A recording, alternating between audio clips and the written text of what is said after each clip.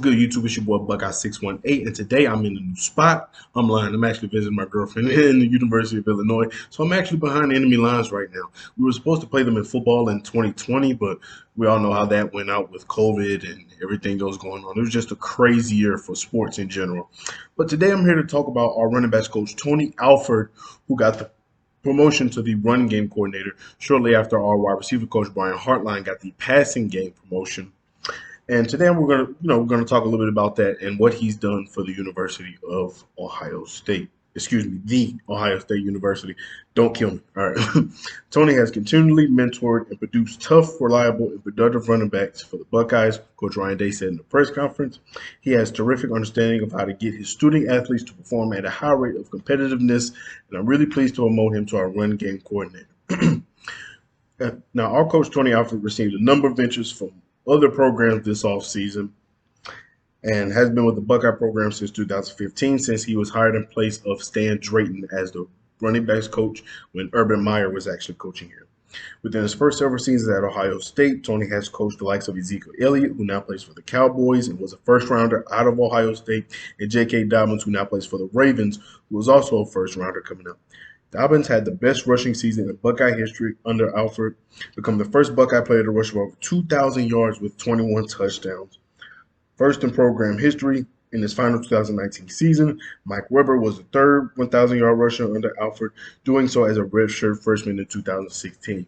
Now, Mike Weber was actually a transfer. I don't think he was necessarily recruited out of the gate, like out of high school by Ohio State, but he came here, worked his tail off and performed at a very high level. Dobbins is also second all-time rushing list with a career of 4,459 rushing yards.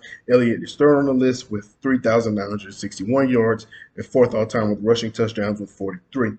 Both accomplished that within 3 years of their career at Ohio State. So Coach Tony Alford, whichever running back he touches, he just turns into a 1,000-yard rusher in order to help their, progression or just to help them reach that next level of their talent. This past season, Alford has coached the likes of Travion Henderson, who I'm actually excited for the future. He's a good balance of speed and strength, and just nothing but it just goes up for Travion as he's here at Ohio State. I want to say he was the #1 running back out of Virginia, and I know like a couple of schools were on the list. I was so ecstatic for him to commit to Ohio State. And he rushed for about 1,248 yards this season and 15 touchdowns. Against Michigan State in the second to last game of the season, Henderson became the freshman record, or he broke the freshman record, finishing with a total of 19 touchdowns, a record previously held by Maurice Claret, who was also another decorated running back coming out of Ohio State. Prior to working at Ohio State, Alford spent 6 seasons in South Bend, Indiana, serving as the running backs coach and wide receiver coach for Notre Dame.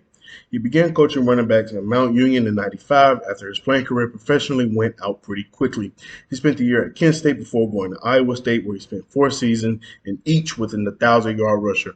So whatever program he goes to, he knows how to get those running backs going and also help them get to their highest level, like I said, for maybe the NFL or even just to become a more decorated member of said program. Maybe the league isn't where they want to go. Maybe they may turn into a graduate assistant and, help coach out their team. But Coach Tony Alford is the way to go. Alford went to Washington for 1 year before returning to Ames and spending 5 more seasons with the Cyclones.